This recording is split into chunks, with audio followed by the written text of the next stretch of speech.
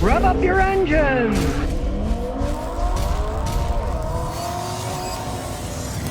Well, Tesla's starting to refund Cybertruck reservations. Looks like maybe they weren't making as many, or maybe not even making any. Who knows, right? The reservations were only $100 a pop, but they took $120 million worth of reservations. Now, they're starting in Australia. They're saying, hey, you can get your money back from us now. Kind of shows he's saying that, oh, well, I'm not going to sell them in Australia. Who knows if we'll be selling them anywhere. But the fact that they're giving money back already on something that they haven't even built yet to the people in Australia, to me, it kind of might be the tip of the iceberg here. Recession comes flying in. I think people are going to be buying these weirdo little electric trucks. At least in Australia, you can get your money back from the reservation now because they say, oh, we're not going to sell them in Australia. And it turns out that Australia was their third biggest market. Doesn't bode all that well for the Cybertruck. Maybe it's like cyborgs too, you know? If you're into science fiction, yes, cyborgs, part man, part robot, right? Well, maybe that'll never come to fruition, and maybe the Cybertruck won't either. Allie Stewart says, I got a 2010 Honda Accord. Sometimes I shift into drive when the car has been driven throughout the day. It jerks when I put it in drive from park or reverse. Does this mean I have a transmission problem? All right, well, it could be a lot of things, but you want to start with the simplest thing. If the transmission or motor mounts are worn, you put it in drive, it'll jerk because the mount's worn. Watch my video, replacing bad motor mounts on your car. You can see how you can get a little jack and a piece of wood, jack the engine up. If it lifts up and you see the mount is cracked, you need to replace them. It could be that. It could also be your drive shafts are worn. The drive shafts have CV joints on the inside and the outside. So jack it up and look. And if you see the rubber boots ripped and the grease is leaked out, your joint's worn, you need to replace half shaft, left or the right one. Could be that. Now, if it's not that, generally it is internal to the transmission. But on the other hand, I've had customers that they would jerk like that. You say you got 154,000 miles, and they drive another 100,000 miles, and they still jerk a little when you put them in drive, but they still run down the road. What the heck? To rebuild an Accord V6 transmission is going to cost you anywhere from $4,500 to $7,500 to have it done correctly or have it replaced. So a little jerking here and there isn't going to kill it, especially if it's only when you just put it into gear. But check the mounts and the joints on the drive shaft first. Stout says, is this a good car to buy? I'm looking at a used vehicle, 2020 Acura TLX Elite, 6-cylinder, 15,132 miles. Well, it should be. Those are excellent vehicles. You know, they're high-tech, they're accurate, it's the fancy Hondas. But as with any used car, now it's 3 years old because the new models are out, right? What if it was wrecked, flooded, or something? You got to pay a mechanic like me to check it out before you buy, because we have machines that they can't hide anything from. And don't believe those Carfax things, because often they're wrecked or flooded, and it's never reported to an insurance company, or some states do not allow that information to be passed to third parties. So if you read the fine print on things like Carfax, it used to say this car wasn't a wreck. Well, now it says, according to all the information we have gleaned, we believe this car has not been in a wreck. Well, if you find more information that shows it was, they'll just say, well, we didn't find that information, so you can't sue us. So don't believe those things. If they say it was in a wreck, yeah, don't buy it, right?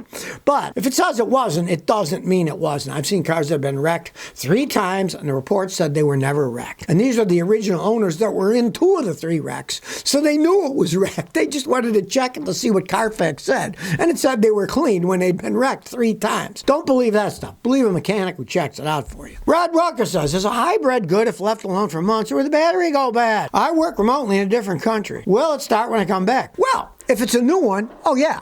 The thing about lithium-ion batteries, which most of the hybrids have in them, they're very good batteries for storing electricity for periods of time. I'll give you a perfect example. I have a fancy scan tool. It's a $7,000 think card. It's an excellent scan tool. It's what professional mechanics use. Fast, right? It's got a nice battery in it. When I didn't use it for 6 months, I was somewhere else. I didn't bring it with me. When I came back and I pushed that button, you know what it said for battery life? It said 100%. Still, you got a late model hybrid, you're buying a new one, it shouldn't have any problems at all. Now, as they age, like anything else, they will lose a certain amount of charge.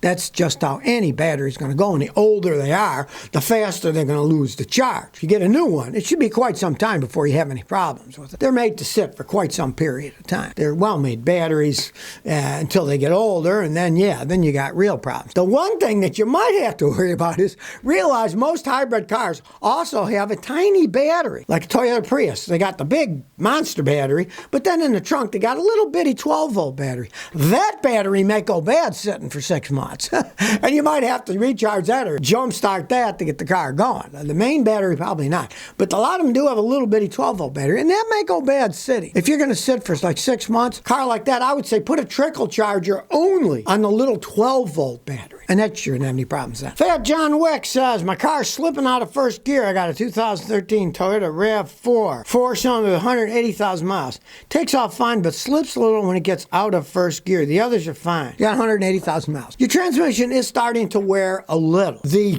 worst shift on most cars is going from first to second gear, because that's the acceleration, and that's where it wears out. When I was a kid, I had an Opel, and it was second gear that was wearing out. First to second was the problem. Sometimes I go from first into third and bypass second. It shows that it's worn some. It's not outrageous. You might change the filter and fluid and see what happens. You just use the Toyota fluid. It might help it some. It is probably worn somewhat because of what it's doing. Of course, get a guy like me to scan the computer system with the scanner.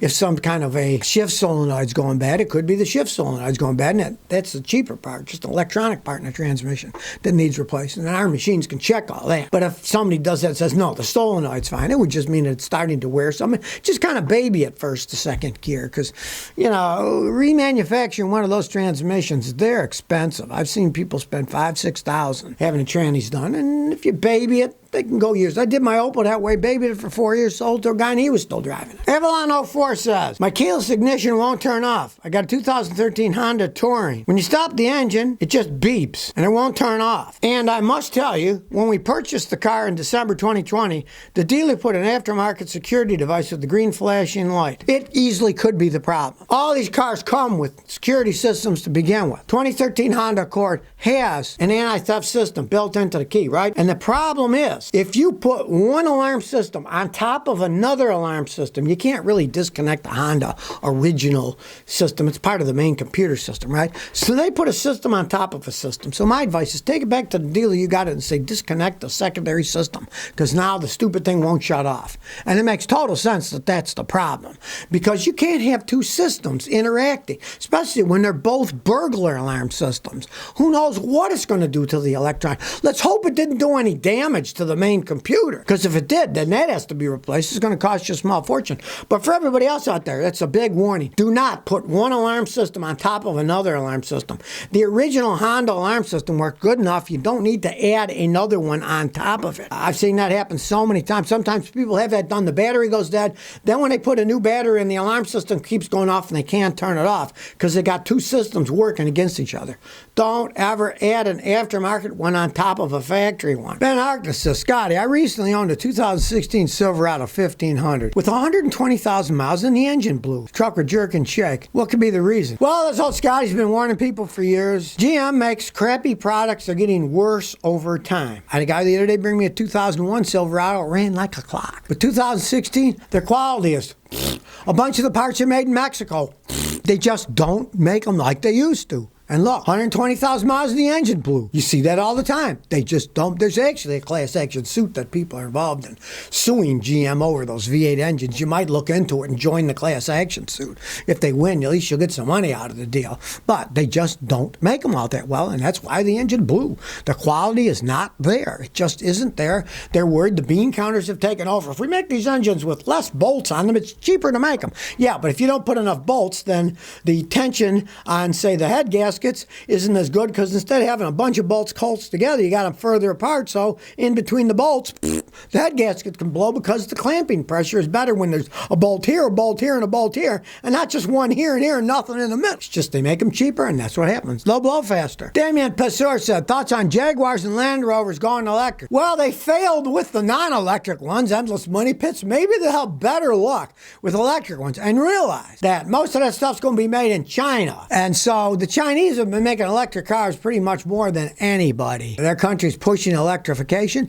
Maybe they'll do a better job building them. I don't know, because it's not an English company anymore. Tata, the Indian company, bought it. Now the Chinese own a certain percentage of Jaguar, Land Rover, so who knows? They might be excellent vehicles, you know? They screwed up with the gasoline ones. Why not try something else? And since they're doing it in China, where they've been making electric stuff for a long time, maybe it'll work out. Maybe they just use Jaguar and Land Rover name only and have Chinese engineers doing the whole thing, and they might make a really good vehicle. We'll find out. I wouldn't buy one either way.